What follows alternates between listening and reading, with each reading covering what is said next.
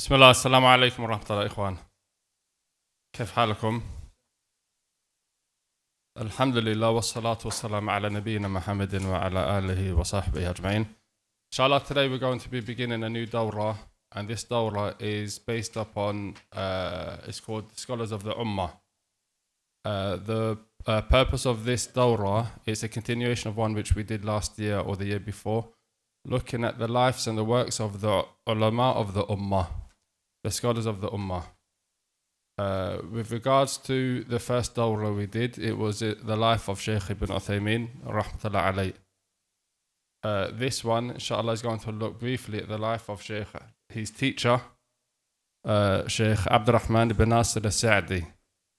And then we're going to look at some of his books, his shorter books on different topics, inshallah. He's got obviously many works, inshallah. We'll discuss some of those later.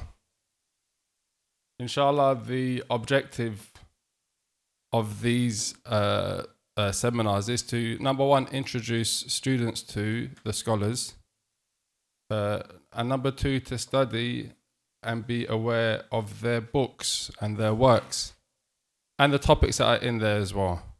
But just knowing the scholars and knowing who is trustworthy in terms of referring to for knowledge in and of itself is an important topic, because many people say, okay, who do I take knowledge from, right? Who's reliable? Who can I ask questions to? Who shall I? It's important to know who the ulama are, so you don't end up becoming, let's say, bedazzled by celebrity du'at and speakers and take knowledge from sources which really and truly they're not from the ulama, not from the people who should be turned to for knowledge. So that's the objective of this series in a nutshell. With regards to the scholars and the ulama and their importance to us, right, as students of knowledge and those that want to draw close to Allah subhanahu wa ta'ala through ibadah, there's many ayat and hadith that point to the virtue of knowledge and the virtue of the ulama, right? From them is the ayat where Allah subhanahu wa ta'ala mentions, فَاسْأَلُوا أَهْلَ الذِّكْرِ إِن كُنْتُمْ لَا تَعْلَمُونَ. Ask the people of knowledge if you don't know. So in this ayah, Allah subhanahu wa ta'ala divides people into two types, right? You can understand from that all of mankind is divided into either a person who's an alim or a person who's a jahil. Like it or dislike it, right? But that's the reality, because here Allah says, if you don't know, i.e. if you're jahil, then ask the people who know, i.e. who have ilm, have knowledge, right?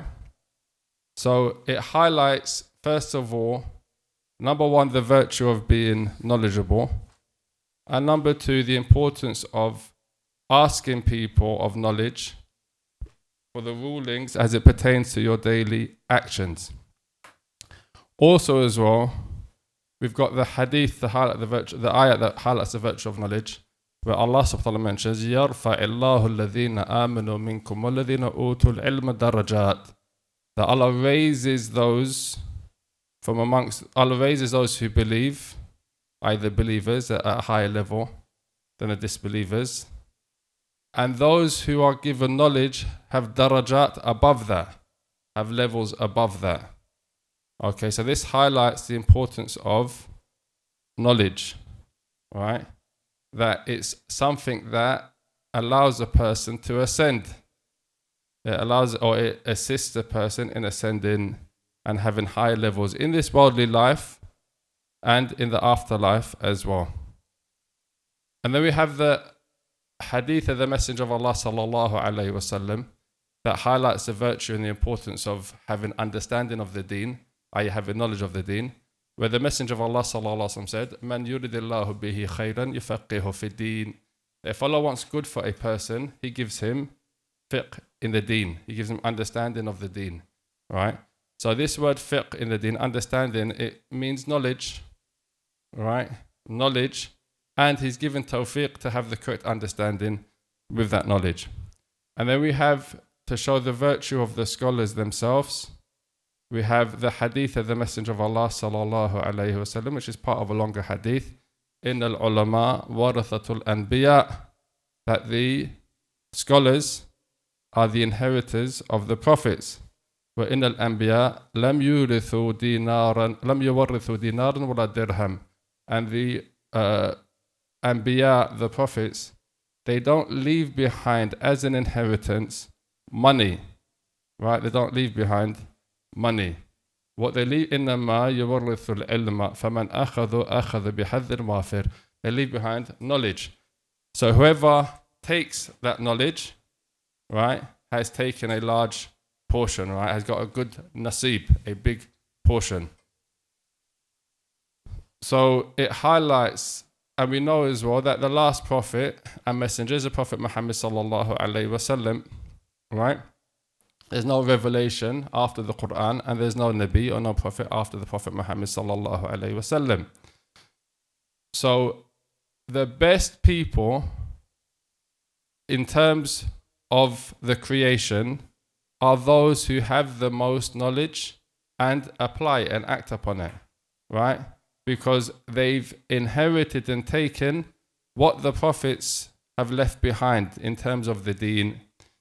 So when you find the alim or you find a scholar like Shaykh Abdur-Rahman Al-Sa'di, spent his life, literally his life, his entire life, right, youth to old age, engaged in seeking knowledge and then passing on that knowledge, and that's all he did. It's no surprise that Allah subhanahu wa ta'ala gave him tawfiq, right, gave him success in the dunya, as well as inshallah we pray for him and make dua that Allah subhanahu wa ta'ala makes him successful in the akhirah as well, right? And we say, or I say, if he's not going to be successful in the afterlife in terms of the khidmah he's done for the deen, then what hope do we have, right? In terms of our deficiencies and our shortcomings, not just in seeking knowledge, but in acting upon knowledge and in conveying knowledge and passing on knowledge.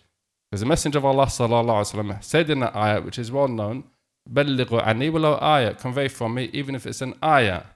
Okay, and the sadaqah of knowledge or the zakat of knowledge is by teaching and by passing it on to others. That's after you've obviously learnt it, right?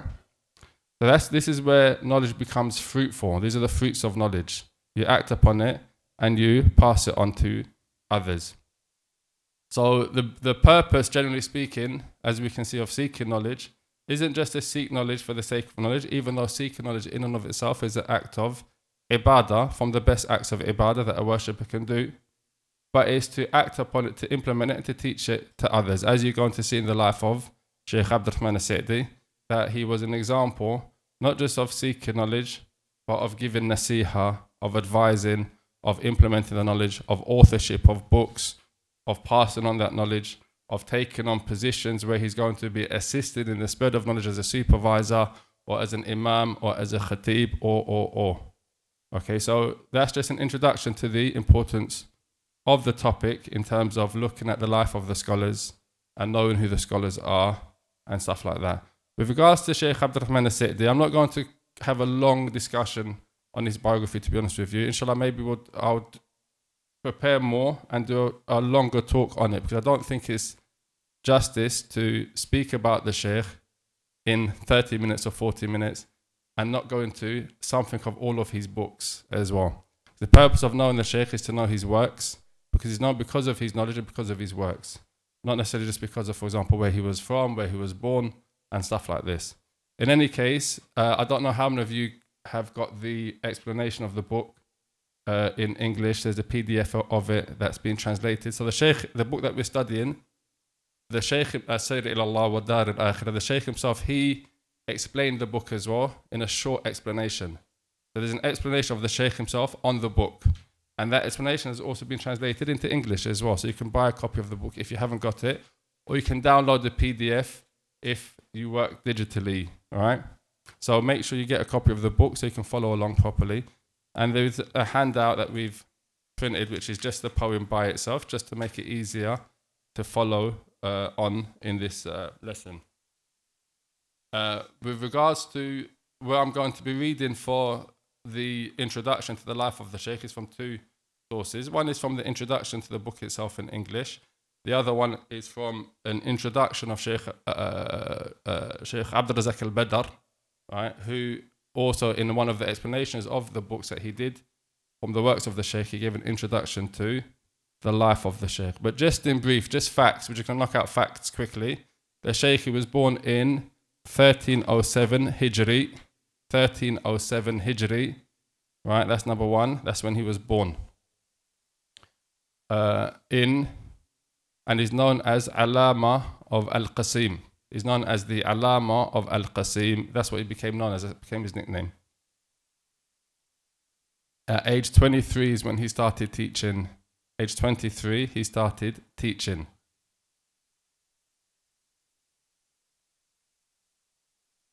He got married in 1330. 1330. What do you notice about that? He got married young. Did that stop him from working and teaching? No. It didn't stop him from working, teaching, seeking knowledge, and so on and so forth. So he got married young, got married in 1330. He had 3 children. He died in the year 1376, aged 69. 1376.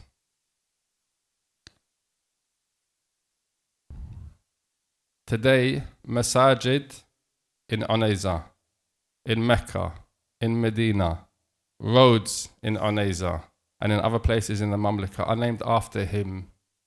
And the secondary school is also named after him. And this is from the virtue of knowledge. Right? From the virtue of knowledge is that even when you die, you're mentioned and your name is still mentioned. We're sitting here, how many years? What year are we, Hijri now? 1444. He died how long ago? And we're sitting down speaking about him, teaching his books. And that's been ongoing during his life and afterwards.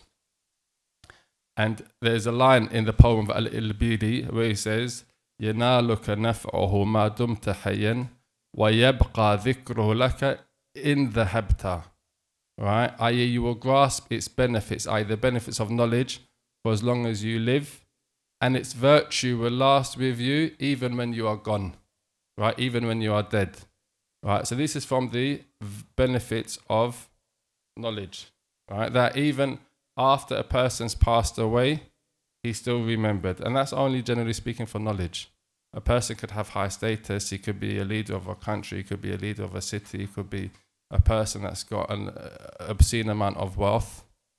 But that doesn't benefit him after he dies in the terms of ongoing actions. As is well known in the Hadith of the Messenger of Allah, sallallahu alayhi wa sallam, إِذَا مَاتَ ibn Adam انقطع عمله إلا من ثلاث. When the person passes away, all his deeds stop except 3 things. Right? And from those 3 things is knowledge which continues to benefit people. Right? Knowledge which people benefit from. So that highlights when a person is going to look at his life and the time he spends, he's going to spend time doing many different things. Right? Working, earning money, going out with his mates and friends, playing football. Right? But the thing is, all of that time, it's either going to be for you, against you, or of no benefit.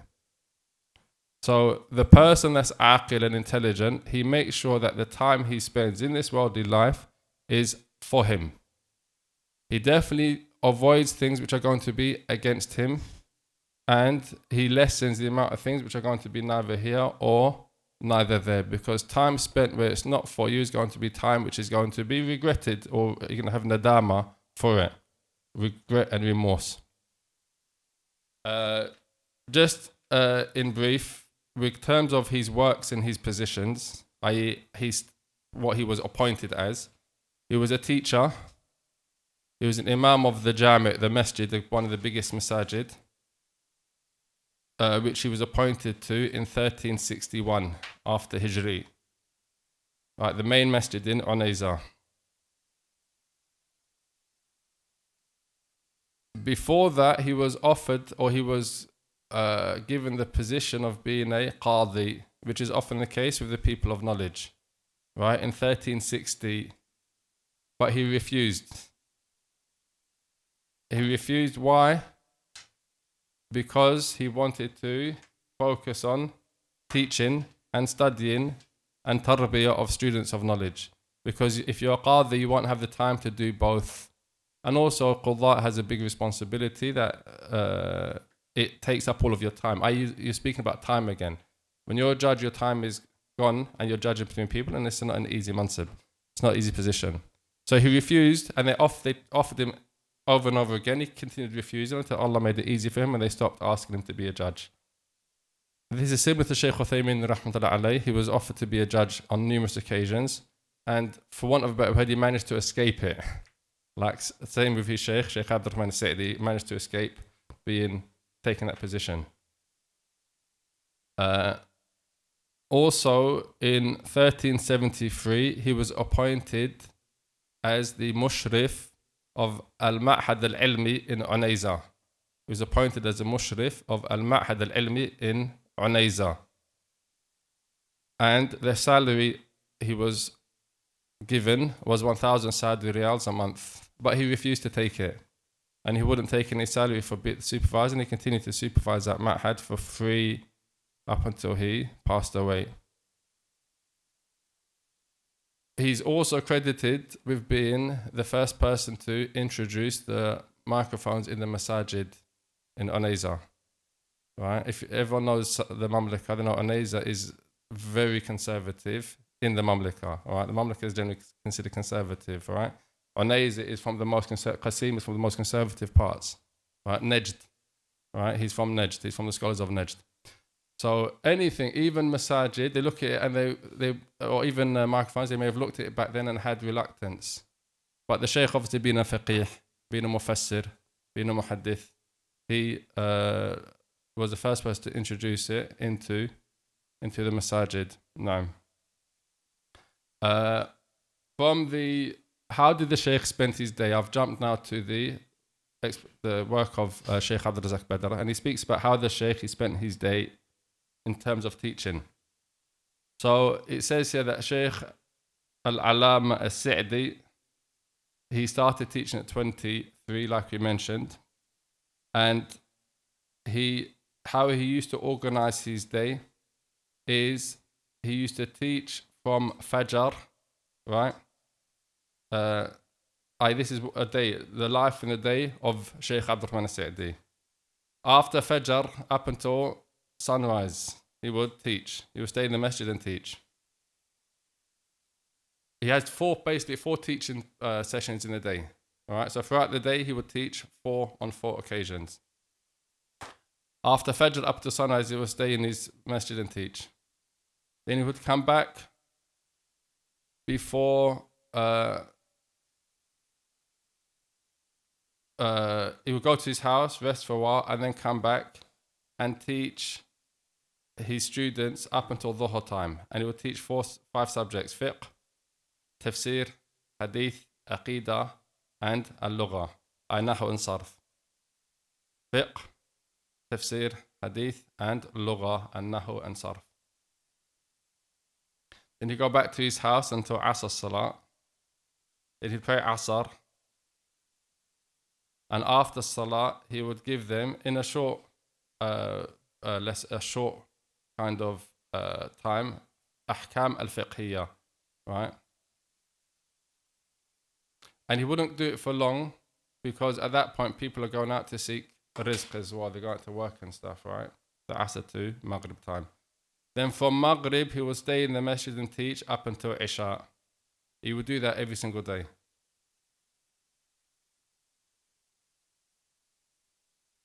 So he would teach 4 times throughout the day, basically.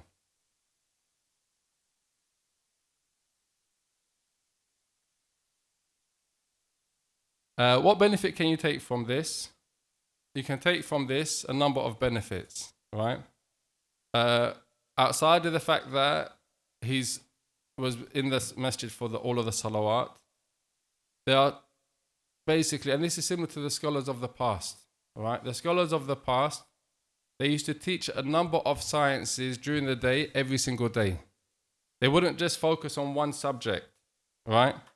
So the scholars of the past, they would sit in the masjid and they would teach it's like a school day. Let's look at a school day. A school day starts what time? Yeah? Say 8 o'clock, right? 8:30 or whatever, 8 o'clock. And it goes up until 3 o'clock. Then there's a break. People go home, and then if you can do evening classes, you come back out towards Maghrib time and continue studying, right? If you're not studying, you're going to be working during that time.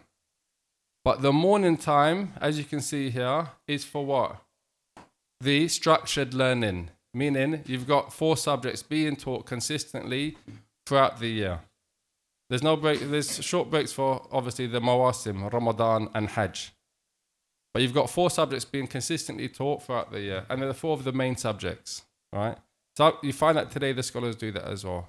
You find them teaching tafsir and hadith, and then they do fiqh or Aqeedah, and they do grammar or lugha. So you take from that, as a student of knowledge, when you're studying, you should make sure you're studying those 4 subjects all the time. When I say 4, there's 5, but fiqh and Aqeedah always swaps over, right?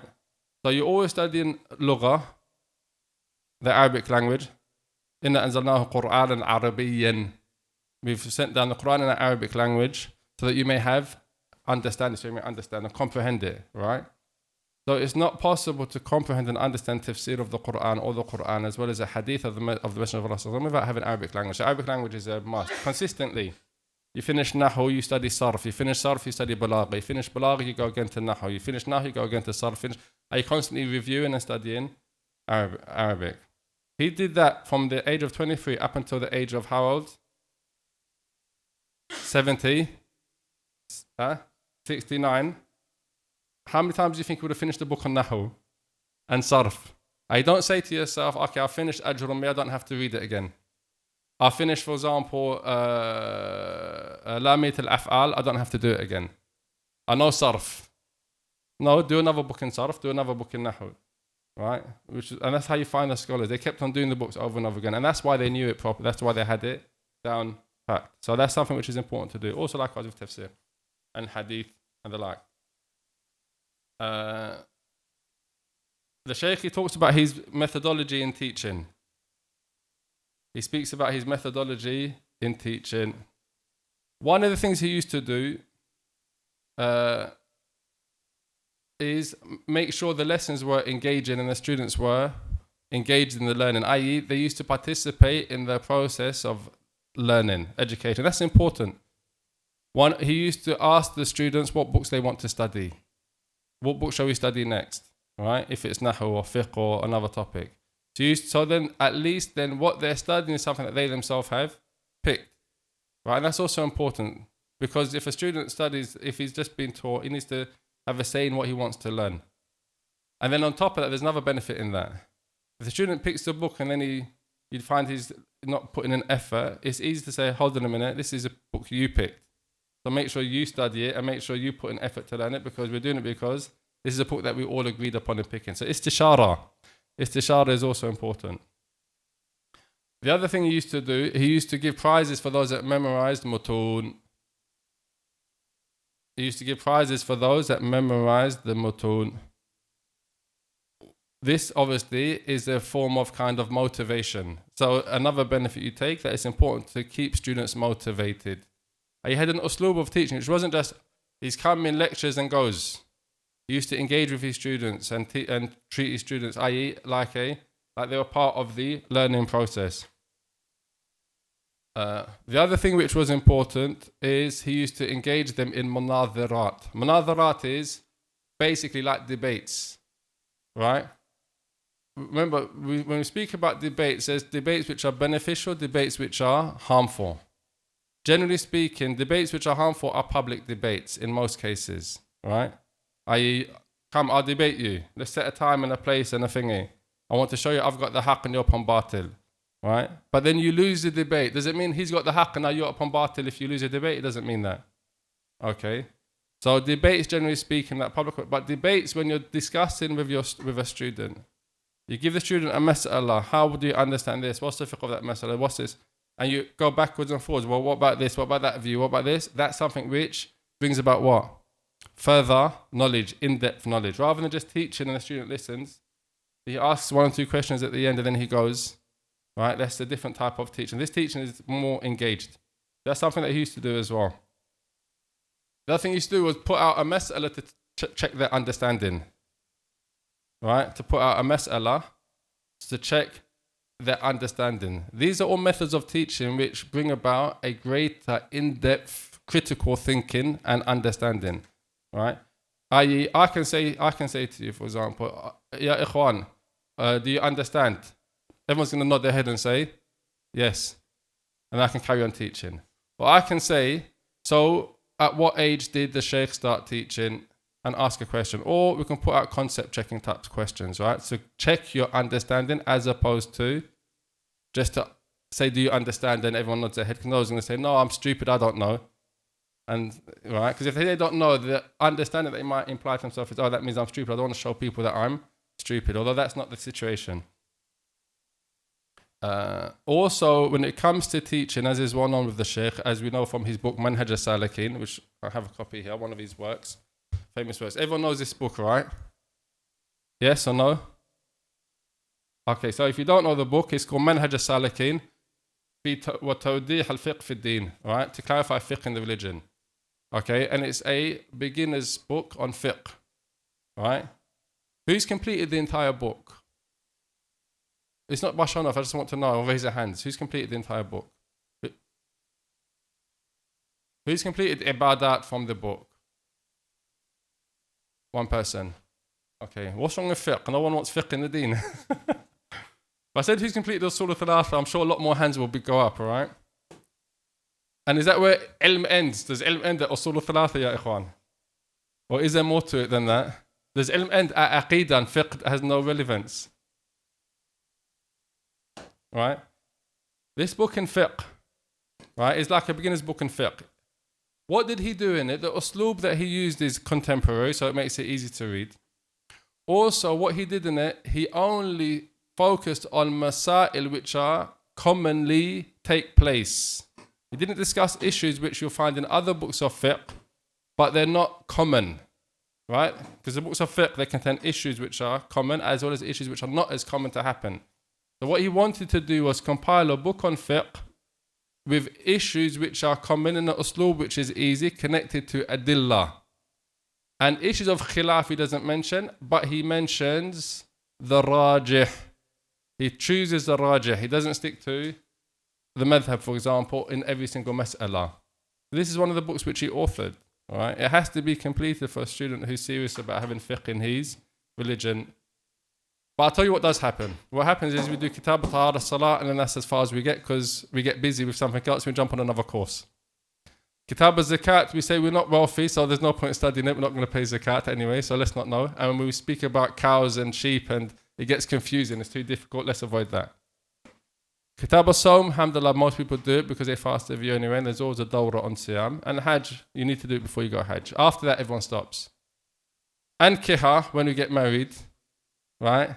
It's time for Kitab al-Ankiha because we're about to get married. So let me ask a few questions, find out the huquq al-zawj, the rights of the husband, right? I need to know what I'm entitled to, right? And she's over there saying, what's the huquq al-zawj? Because she needs to know what she's entitled to. Apart from that, no one cares. What's divorce? When does divorce happen? When is it invalid? What's sunnah divorce? What's bid'ah divorce? And so on and so forth, right? They don't look at that. And then they fall into errors anyway, right? Mahar, I just care that it's not too expensive so I can pay for it, right? And that's it. Not what's considered a valid mahar or not, what's considered a valid contract or not, and so on and so forth. Kitab al-Ankiha. Then you have, at the end, what's the last book in books of fiqh? Qada, yeah, criminal. The janayat, right? The judiciary, basically, right? When you end up in court, you don't want to be there. But basically, if you end up in court, what's considered a witness, what's not a witness, right? What's considered bayan, what's not bayan? Who's the qadi? How does he judge between who's the claimant, who's the prosecutor, who's the defendant, stuff like that, right? But we barely get past ibadat if we do. Why am I mentioning that? I mention that because the Shaykh has numerous books on fiqh, not just one. Right? He has numerous books on fiqh, not just one. And for us, as students of knowledge, sitting here doing a Dawrah on the life of Shaykh Sa'di, going through his books, we're not going to finish this book because it's too big. We're going to do Kitab al-Hajj from it because Hajj is coming up and it's important to know about it as anyway. Not just because you're going to perform Hajj. This is the issue. Why do you study rulings on fiqh? Why does the Shaykh make fiqh easy for us to study? What's the benefit? Because you can be فَاسْأَلُوا أَهْلَ ذِكْرِ إِن كُنْتُمْ لَا تَعْلَمُونَ. Who are you going to be? You're going to be the alim or the jahil? You're going to be the one asking the questions? Or you're going to be the one that knows the answers, so if someone asks you, you can answer the questions. That's the issue. Who's going to say, oh, where's the jahil? Is everyone going to put their hands up? Right? No. You don't want to be on the side of the ignorant. You want to be on the side of the knowledgeable. So that if somebody asks you a question, or when somebody asks you a question, you can give an answer which is based upon knowledge. Right? You can be from those that are praised, not those that are, let's say, not criticized, but they're not the same level. No. Also, one of the things that the Shaykh used to do in his teaching, if students were absent, he used to find out about them. Right? Where's that student? Is he okay? What's happened to him? Why is he not in the lesson? Why is he missing from the lesson? All right? Why? In reality, the students are the ones that are going to carry knowledge, right? Remember, the knowledge is passed down generation to generation. It's not passed down on YouTube. It's not passed down on Instagram. It's not passed down on TikTok. Definitely not, all right? Don't think, oh yeah, I benefit from TikTok because there's loads of reminders. No, that's not how knowledge is passed down. Knowledge is passed down from teacher to student. A student teaches a book. A teacher teaches a book to the student. The student takes the book and does what afterwards? Teaches a book. All of the works of Shaykh al-Uthaymeen that we've got today, who was his teacher? Shaykh Abdur-Rahman Al-Sa'di. Right? So he learnt his knowledge of, and then the works of Shaykh Uthaymeen are numerous in all of the sciences as well. Right? So it's important to know, okay, where's the student? What's happened to him? Is everything okay? Let me find out about him. Let me see if he's doing okay. All right? So that's from the ways in which the Shaykh used to be with his students and benefit with his students as well. Also as well is to make sure everyone's awake in the lesson. Right? I.e., for example, sometimes you teach in a lesson and some students, you start to notice that they're not paying attention. At that point, if you're a strict teacher, you pick up your board marker and you throw it in that direction, so it might hit him a little bit. Or you just make him aware that it's not the place for sleep and go make wudu and come back, as they used to do in the Jamia. The Jamia, when a student used to sleep, some teachers would say, get up, go to the bathroom, make wudu and come back, wake up. Basically, that's one way to do it. Also, from the manners and the things which the Shaykh is distinguished with is he used to enjoy his time with his students, meaning it wasn't always serious with the students, right? He used to, when I say, he used to basically, they used to love him because of his personality with them. Sometimes with a teacher, he's very stern, very strict, and the students come in and if they're late, it's like, get out of the class, what are you doing coming late? How dare you come at 11:15, the class started at 10:30, for example. Right? And the guy's like, he's just humiliated me as well as prevented me from benefiting. Other teachers, they will say something which will make the student not feel humiliated and still benefit from the lesson, right? Like, and just turn it into a joke or whatever, right? And then they'll find out afterwards, maybe in private, oh, what's happening? Everything okay?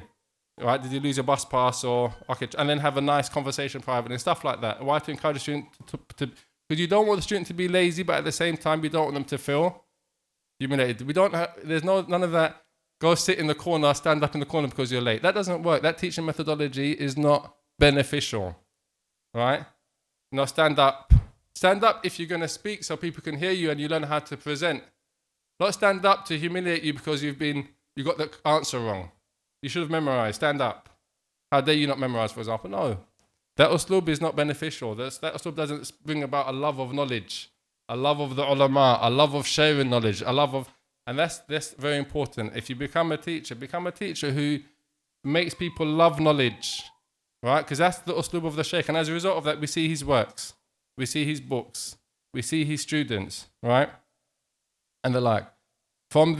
Obviously the students of Shaykh Uthaymeen, I'm just going to mention of Shaykh Sa'di, I'm just going to mention two. He's got loads, obviously, but the two I'm going to mention are the two which are, I guess, well known in terms of authorship as well. From his students is Shaykh Uthaymeen, rahmatullah alayh. And he's the one that the Shaykh left, or when the Shaykh passed away, he said made him the Imam of the Jami' and the Imam of the Masjid. And again, it shows you knowledge and insight, right? There's two benefits here. One benefit is the aspect of knowing your students. The other benefit is motivating your students. Sometimes you need to give a person a position of responsibility as a form of what? Tasji', i.e., it's like, sometimes someone thinks there's a principle. You're at work, right? And the manager comes and he asks you to do something. And you're thinking, why me? Why not that guy over there? Why you keep asking me to do everything? Why is the manager asking you? It's not because he hates you and wants to give you more work. It's because he knows you're responsible. And he knows that you're the one that's being trained and cultivated to take a position afterwards. So have a look at it in the correct perspective. Don't always think, you just give me all the work and that guy's sitting down for you. That guy's sitting down for you. He's not going to progress and he's going to end up being sacked. This guy's the guy that's going to end up being given position, right? And it's like preparing. So one of the ways in which a person prepares a student is by giving them a position to teach. Because by doing that, he's now taking on a responsibility and he takes it earnestly. So you find from the wisdom of the Shaykh is that he appointed Shaykh Uthaymeen rahmatullah alayhima jami'an as the Imam in the Jami', in the main masjid, to teach, as well as to be the Imam, as well as to give the admonitions and the khutub as well. As we're speaking about khutub, I highly recommend every single student to read the khutub of Shaykh Abdur-Rahman Al-Sa'di. Right? He's got a khutub al-minbariyah. They're short, 1.5 pages, 2 pages, but the amount of knowledge and wisdom that you benefit from reading the khutub of the ulama, especially the likes of Shaykh Abd Al-Sa'di, because this is a beautiful thing about khutbas. Khutbas, you get you can contextualize the time that they lived in through their khutbas, right? Because khutbas always deal with what? Current issues. Khutbas deal with current issues from a deen perspective, right? It's not politics. The minbar is not for politics, it's for spreading knowledge. But when you read through the khutb, you're going to realize, okay, what was the things that were happening at that time, right? Because they're going to be addressed on the minbar in all cases. And everyone knows how that is. If you're in a certain masjid, something happens in the community, the imam gets on the khutbah minbar and that's it. He starts hitting out at certain people without mentioning names. But if you're from the group, you'll know who's being spoken about, what he's saying. If you're not from the group, it'll be a general reminder. So the khutbah are important, especially the khutbah of Shaykh Abd-Rahman Al-Sa'di. On top of that, what benefit do you get from the khutbah? The khutbah of the mashaykh, another benefit you get from it is you get topics which are important, ilmi topics, but you get them synthesized with only the most important points, the most essential evidences, right? And the most important masail on that topic. So if you read a khutbah on seeking knowledge, you're going to get the ayat which are essential, the ahadith which are essential. So if you're ever in a position, not where you have to give a khutbah, but where you have to talk on a topic, the best thing to do is to take a khutbah of one of the mashaykh and just use that, translate it, work through it, understand it, comprehend it. You got any questions, ask your teacher, and then use that as a starting point. Also, from the other students of the shaykh, who's well known, is al-Bassam, who did the ta'liq on this book, Manhaj al-Salikin. And he's got explanations of Umdat al-Ahkam and Bulugh al-Maram as well. From the best beginner explanations in these two books is by this author, which is Abdullah ibn Abdur-Rahman Al-Bassam. Right? Abdur-Rahman ibn Abdullah Al-Bassam.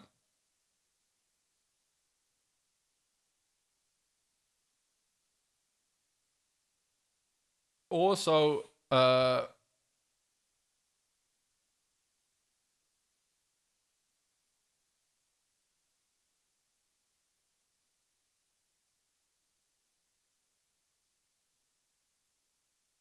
from the famous students of Shaykh Sa'di as well is Abdullah ibn Abdulaziz Al-Aqil. These are the three prominent students.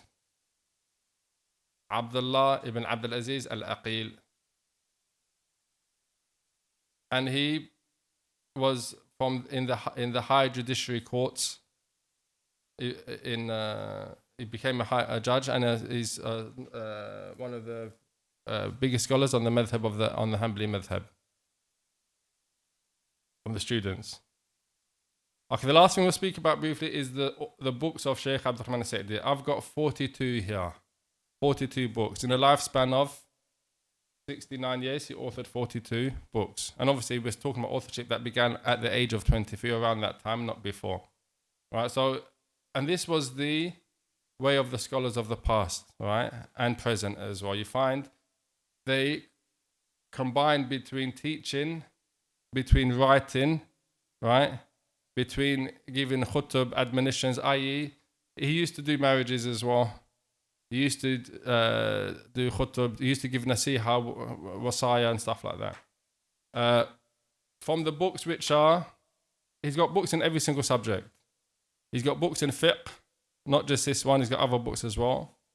He's got books in qawa'id al-fiqh, like this one. This is one of the main books you study when it comes to qawa'id al-fiqhiyya, and one of the best books to study as a beginner. One of the books we're going to study on this Dawrah is Manzuma fi al-Qawa'id al-Fiqhiyya, which Shaykh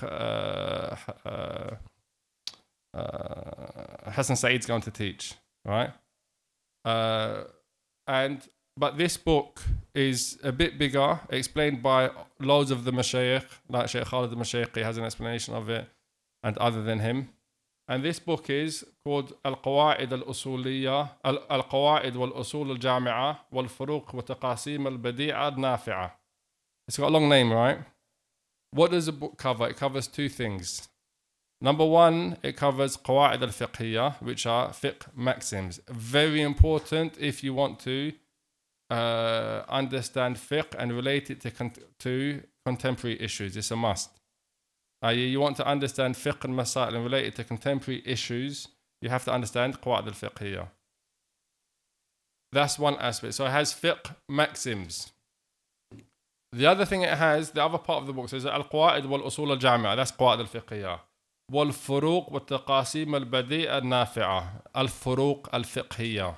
This is the second topic that the book covers. Write it down. Al-Furuq al-Fiqhiyya.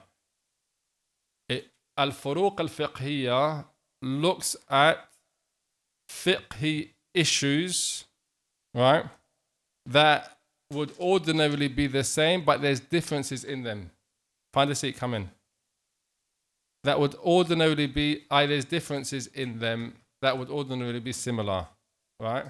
I.e. وَتَقَاسِيم al-Badi'ah, right? So, i.e. he will look at, this is one of the main books that should be read as it pertains to fiqh or Qawa'id al-Fiqhiyya, to understand fiqh. It's a big book, but again, there's no rush. That's in fiqh. That's two books in fiqh. He's got Manzuma Qawa'id al-Fiqhiyya as well. Then he's got books in hadith. From the books in hadith that he's got is a book called Jawami' al-Akhbar, which he compiled 99 ahadith of the Messenger of Allah sallallahu alaihi wasallam which is considered from Jawami' al-Kalim, i.e. comprehensive speech. The Messenger of Allah sallallahu alaihi wasallam said, I've been given 5 things that were not given to anyone, any prophet before me. From them is Jawami' al-Kalim, comprehensive speech, i.e. a few words that has a vast meaning, right? I.e. words which are short in their number, but the amount of fawaid and benefits and meaning that those words carry are huge, basically, right? And that's also connected to qawaid al-fiqhiyya to an extent. In tafsir, he's got the book which is considered a beginner's or intermediate tafsir called Taysir al-Karim al-Rahmān fi Tafsir al-Kalam al-Mannan, right? His book on tafsir. This book is I think all of these books that I've mentioned, apart from this one, has been translated. This has been translated into English now, from what I understand. This is translated into English, I think with an explanation maybe even, but I've seen it somewhere translated. Manhaj al-Salikin has been translated into English as well. But there's an issue, again, and I'll repeat this. If you have a translation, you can't depend on it except by comparison with the Arabic text and the teacher as well. You need a teacher anyway. But if you're just reading a translation by yourself, there's going to be mistakes, plenty of them, and misunderstandings. And we do that in the class that we have it on Sundays. And we're doing Dilil al-Talib. We come across words which like, hold on a minute. If I just had the English, I was just reading that in English, that doesn't make sense, right? It doesn't give the correct fiqh issue. Fiqh is very concise and very precise. The translations by themselves are not sufficient. He's got this book which is Tafsir of Quran, which is from the best tafsir that you can study, right? For beginners or intermediate student. He's also got Qawaid fi Tafsir as well, right? That he authored himself, which are principles in Tafsir as well. I forgot the name of the book completely. I'm not going to read the whole list of books that he's got because there are a lot. I'm not going to sit here with a list of 42 books and translate them. But what I'm going to do is go to the introduction or some of the things that the praise that the scholars say for Shaykh Abdur-Rahman Al-Sa'di, al-Alama. Shaykh bin Baz mentioned that he was kathir al-fiqh, right? He had a vast knowledge of fiqh, which he did have obviously. He's got more than one book in usul al-fiqh. He's got more than one book in qawaid al-fiqhiyya. He wrote poems. It shows you his strength of the Arabic language as well. He wrote more than one book on fiqh itself as well, right? He's got bigger books than Manhaj al-Salikin. He says, وَالْعِنَايَ بِمَعْرِفَةِ الرَّاجِحِ مِنَ الْمَسَائِلِ الْخِلَافِيَّةِ بِالدَّلِيلِ. He also gave precedence to understanding making tarjih, i.e. finding the strongest view in fiqh issues where there was difference of opinion about them, right? He would look for the strongest view. As a matter of fact, let's do a quick exercise. Do me a favor. Find in here the issue of women visiting the grave. See what he says. Visiting the graveyards. What does that mean? There are many issues in fiqh where the scholars, they have difference of opinion about, right? That difference of opinion isn't just outside of the madhahib, i.e. the Hanbali say one thing, the Shafi'i say something else. Even inside the madhab itself, you find differences of opinion amongst the scholars about what is the raja on a particular mas'ala, okay? So one of the things that this book is established for, has a mizah for, is in following the rajih based upon the adillah, the dalil. And he mentions it at the beginning of the book, Manhaj al-Salikin. An example of that, we're going to find another one in a minute, is in the Hanbali madhab, they say, al-maya yanqasim ila thalatha aqsam. Water is divided into three categories, three types. Najis, tahir, and tahur. Right? Three categories. Water which is impure can't be used at all. Water which is pure and can be used to purify for wudu and ghusl, and water which is clean but can't be used for purification purposes, wudu and ghusl. What does the Shaykh say? Water is divided into two categories. What are they? Tuhur and najis only. Why? That's the rajih based upon the dalil that he has. Right? So he makes tarjih in the masail fiqhiyya which have khilaf. That doesn't mean that the other opinion is now completely non-existent, it's now cancelled out. No, that opinion still remains. But according to the Shaykh, that opinion is not the correct opinion based upon the dalil. Right, that's what tarjih means. What does he say about the issue of, he doesn't mention it. Okay. So he says he was inaya bi ma'rifat al-rajih min al-masail al-khilafiyya bid-dalil. وعظيم العناية بكتب ابن تيمية وابن القيم. He also gave a lot of attention to the books of Shaykh al-Islam ibn Taymiyyah and Ibn al-Qayyim.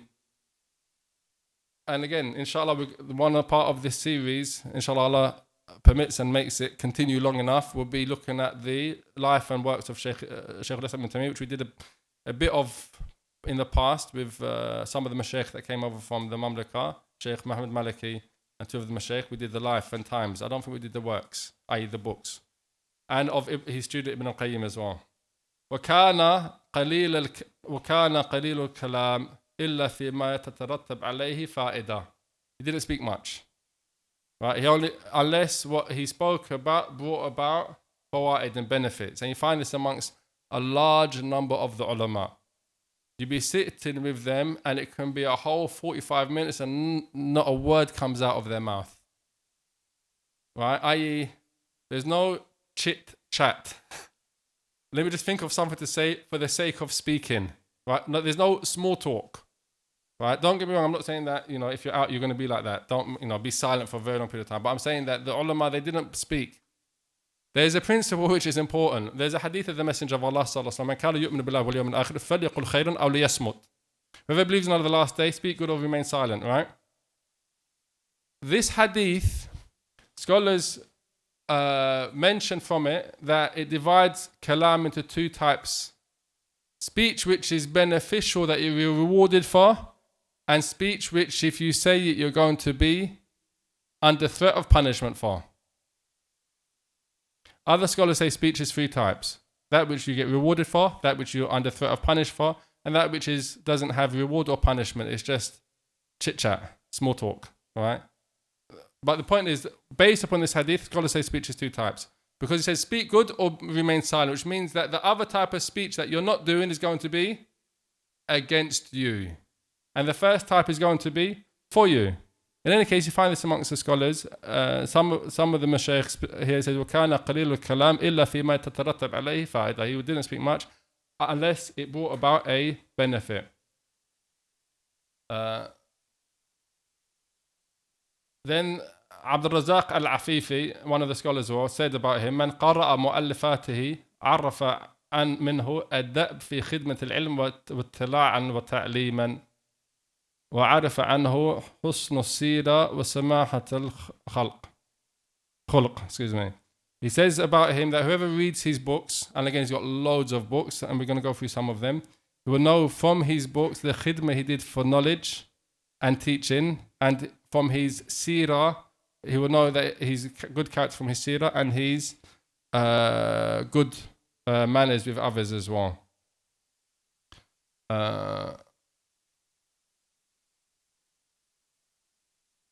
Then there's a statement of one of his students, Shaykh Abdullah Al-Aqil. He spoke about him saying, كان حريصا على نصح الناس. He used to always seek to give nasiha to people, ونشر العلم بينهم, and to spread knowledge amongst them. وحل مشاكلهم دينية ودنيوية, and he used to seek to solve their problems or help them solve their problems, whether their problems are pertaining to the deen or their problems are pertaining to their dunya. Right? There's many statements that the scholars have, inshallah. I think that's enough in terms of reading them and in terms of the books. Inshallah, we'll take a 5-minute break and come back afterwards, and we'll start the book on Asir ilallah. Do you want to learn Arabic and Islamic sciences with distinguished teachers, accompanied with the best brotherhood and sisterhood in London? Everything we study on site is available on the online portal, where we can access any lesson or study at home, with courses in Arabic language, Islamic sciences, tajweed, taught and produced in a manner that caters for all students who are starting at a beginner level or at an advanced level. Enroll now on site at Madinah College or study online on the portal for £10 a month at mclportal.com.